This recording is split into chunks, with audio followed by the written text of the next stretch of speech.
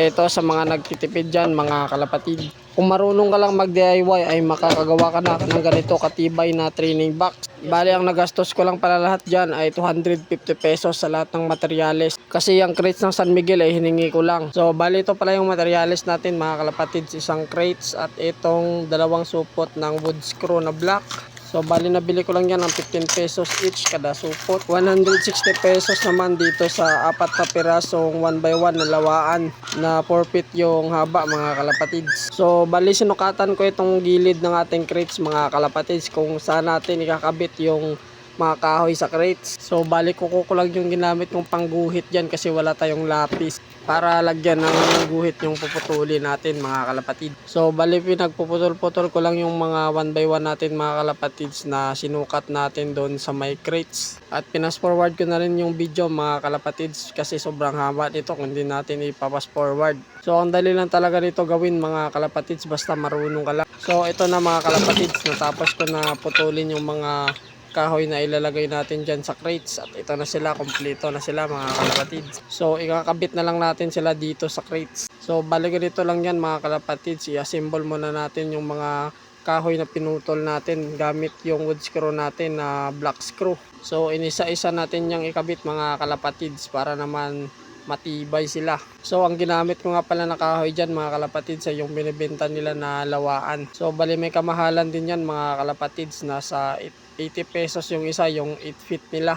So ayan na nga mga kalapatids, at unti-unti na natin na ikakabit yung ilan sa mga pinutol natin. So kaya na pa DIY tayo ngayon mga kalapatids kasi bumili ako sa online ng training box. Yung nabili kong training box mga kalapatids ay nasa 8 to 9 capacity yung mailalagay mong ibon doon sa loob. At nagkakalaga din yun ng mga mahigit 1,000 din. Kaso nga lang nung dumating is may ano siya, may nabali na part. At isa din sa hindi ko nagustuhan doon mga kalapatids, ang tagal dumating. Tapos nung dumating na ay sira, kaya ayun mga kalapatids, sa pag-isipan ko na gagawa na lang ako ng sarili kong training box. Total naman ay may gamit naman tayo sa paggawa ng training box, ay ito na lang, mag-DIY na lang tayo. At masisiguro man natin na matibay at quality yung magagawa natin. Magawa din pala ako mga kalapatids kung meron magpapagawa sa atin. Kahit yung mga napopold na training box mga kalapatids, kaya natin yung gawin. Pero ito lang yung available natin ngayon mga kalapatids, crates ng San Miguel Beer. So bali nasa 50% na tayo dyan mga kalapatids. So ito yung gagawin natin na pinto mga kalapatids na binaklas natin galing dito sa crates natin. Kasi ibang pinto yung ilalagay natin dyan sa may release door. So bali ito lang yung gagawin natin. So bali inuna kong kinabit itong mga harang dito sa taas mga kalapatids bago yung mga pintuan para naman ma-fix natin kaagad, lalong lalo na dito sa mga gilid niya, nilagyan na natin sila ng tornilyo. At pagkatapos niyan ay kinabit na natin tong pinto niya mga kalapatids. So bali dalawang hinges yung ginamit natin dyan para matibay na matibay talaga. So ito na naman mga kalapatids yung pangalawang pinto na yung gagawin natin dyan. Basta masipag lang talaga tayo mag DIY mga kalapatids, walang imposible dyan, makakagawa talaga tayo ng maganda.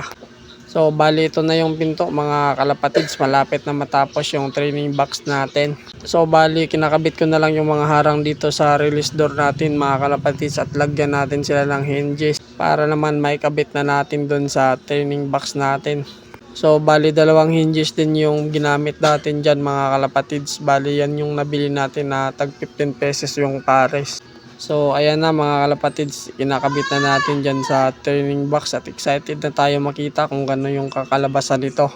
At yun na nga mga kalapatids, ay natapos na rin natin sa wakas itong training box. At bali may kulang na lang ito mga kalapatids, yung so bali ang kulang na lang natin dito sa training box mga kalapatids ay yung tapakan niya sa ilalim. So ito na mga kalapatids, pwede na to gamitin. Siguro lalagyan na lang natin to ng kulay yung mga kahoy niya. At ito na, pwede na talaga to gamitin mga kalapatids. So chinecheck ko na lang dito yung mga lock niya mga kalapatids, kaso lang medyo mahigpit pa, pero luluwagan lang din natin yan mga kalapatids. So ganyan kaganda yung nagawa nating training box mga kalapatids, napakadali lang din siya gamitin. At sa mga nagtatanong kung mabigat ba yan mga kalapatids, napakagaan po na klase ng kahoy yung ginamit natin dyan mga kalapatids. At magaan din po yung crates kasi plastic. So bali ito na yung finished product natin mga kalapatids. Okay, quality check.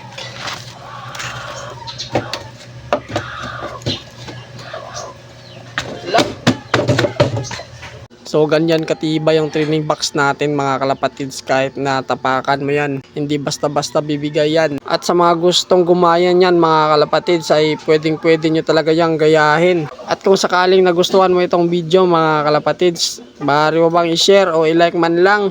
Kasi napakalaking tulong na yan dito sa page natin para mag-grow tayo dito sa Facebook. So sa mga hindi pa nakapollow dito sa page natin ay follow nyo na po ako.